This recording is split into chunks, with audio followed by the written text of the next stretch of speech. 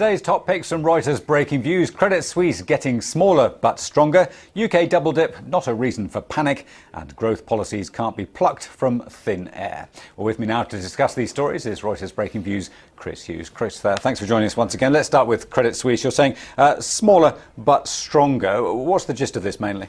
Well, look, they're getting there, Credit Suisse. We're getting a glimpse of what sort of new normal may look like for investment banking with these results. And they had a pretty bad Q4, if you remember, but they've bounced back. Broadly on a year-on-year perspective, it's still shrinking. You know, revenues are down year-on-year, but costs are down too. Risk-weighted assets are down.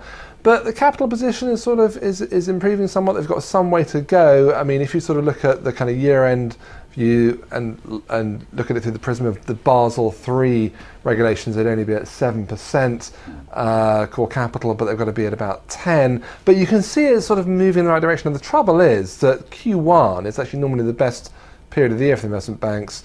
Q2, as we know, has been pretty rough. You know, we've got the Eurozone worries hanging over us still. Is Q3, which is seasonally the worst quarter, going to be any good? No, who knows? I mean, so it's already now in, just coming up to May, you can see that this is not going to be a great year for investment banking. So if Credit Suisse is, move towards being a sort of smaller but stronger bank is going to sort of move forward faster, it would really need the markets behind it, and they're not there. So it's going in the right direction, but not terribly rapidly. So put it on a report card, so doing well as far as it goes is probably the best way to put it. As far as it goes, yeah. I mean, it is constrained by these very difficult markets, but it back in Q1. Okay, let's move on now to the UK economy. We've been hearing today about the UK back in double-dip recession. You've got two pieces. One, no need for a UK panic as Europe brings recession. And the other one, of course, is pro-growth policies won't come out of thin air. Let's start with the no need for the UK to panic yet. I guess that's George Osborne's point of view as well as many other people's at the moment.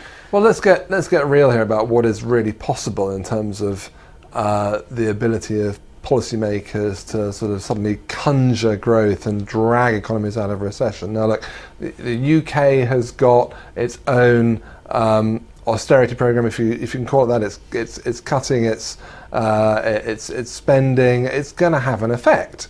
So we shouldn't be too surprised, especially when the Eurozone, as we can see, has got huge problems with growth. So that's going to impact on the UK. So while some forecasters were forecasting some small growth, it's not surprising actually that we've gone into recession. Now, what should the response be? Well, like we're saying, look, do not now start thinking we have to flood the economy with lots more cheap money, because it's not clear that really works. In fact, the reality is, as we say in the other piece we alluded to, it's not actually possible to find a quick fix for growth. Everybody in the Eurozone is saying, please, let's have growth policies. But it's very easy just to say, let's lay off on the austerity, let's just print more money, and maybe more of the same, which is what they've been doing. Maybe that might work, but it's not clear it's had a really radical effect in stimulating growth. The output's still pretty groggy, unemployment's still high, and what's really needed, unfortunately, is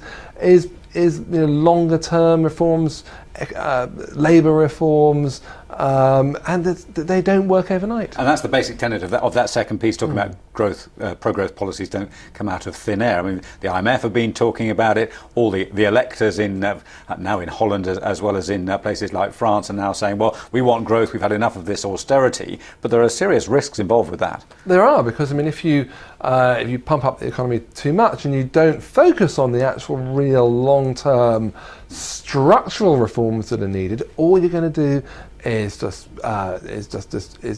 print inflation effectively, and there is just no way around it. Sadly, which is again goes back to the UK. That's why you shouldn't have a panic reaction to a couple of quarters of negative growth. But I guess that the future is, or it looks increasingly likely, that if Hollande gets in France and you've got an election in Holland, which who knows what might happen there, is that people are going to be demanding less of the austerity and more of the pro-growth, but presumably these countries can't afford it. Well, it sort of depends on what view the markets take. I mean, whatever Hollande says, I think the reality is that he will have to do the bidding of the markets. Now, if the markets, won't tolerate a really damaging let-up on austerity, he won't be able to implement it.